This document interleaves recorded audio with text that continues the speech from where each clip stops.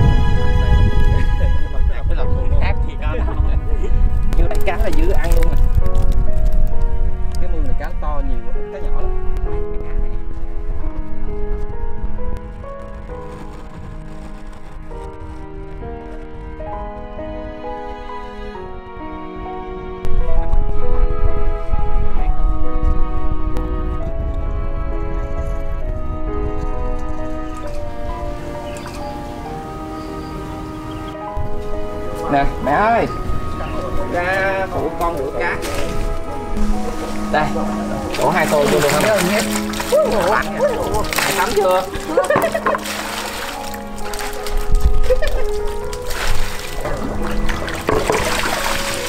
Bán hết rồi nè. Quá gì bạn. Con này là nheo hay chê? Nheo. Nheo nha. Con này bự bự là nheo. Cá rô phi bự ghê không? Rồi mẹ thả mấy cá chuối nhỏ vậy mẹ thả đi, xong rồi giờ bữa nó lớn mình ăn. Đến nữa để đánh. À bây giờ lựa ra mấy cá rô đi, rồi mình đem chiên giòn ăn, còn cá rô phi này thả ra. Rồi, đi đi. Giờ bữa lớn rồi ăn á. Về cơm cho các cái rổ nữa. Lựa được mấy ít cá rô đồng rồi chuẩn bị chiên, mấy con to mẹ làm giùm con nhé. Con đi tắm xong mình cũng vô chiên cho. Xong rồi lúc đó mẹ tắm sau nha. Bắt đầu nào.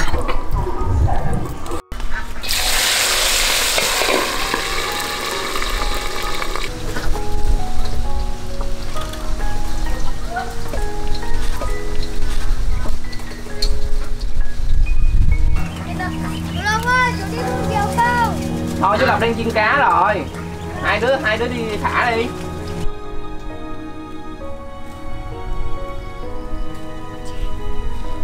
Rồi rớt rồi.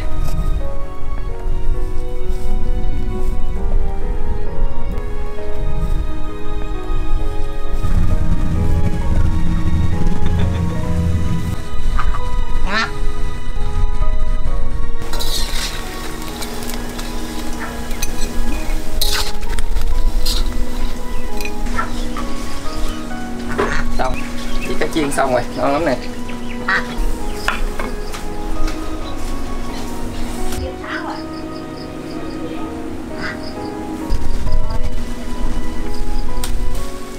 Hai mấy trái sấu vô mà bỏ vào nồi canh chua.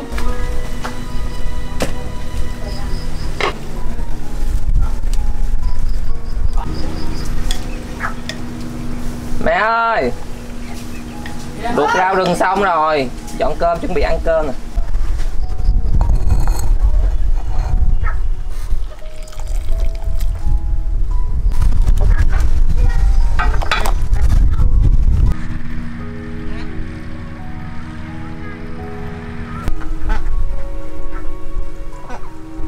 Rồi cả nhà ăn cơm đi, rau luộc xong rồi. Hôm nay được cá rán ngon ơi. Đó, người quê á hả, cứ ra đồng bắt cá về ăn vậy đó. vui đúng không? Năm sau lại về nhá. Phúc ăn cá này chiên lên thấy sao? Ăn nữa, ăn cá là thấy ngon không? Đó, ăn hết chén cơm cái lạng, cho thêm miếng nước sấu vô húp. Cá thì lại cũng có ngoài đồng, con muốn thì cũng phải ra đồng nhổ. Ở quê thì không phải tốn tiền nhiều. Không tốn tiền thức ăn. Đó, năm nay về chơi mà vui thì năm sau về tiếp nhé. Về xong mà chú Lộc dẫn đi mò chai. Mò chai thôi chú Lộc. Mò chai là xong rồi nè, nhiều chai đó. Xong rồi về nấu cháo chai ăn ngon lắm.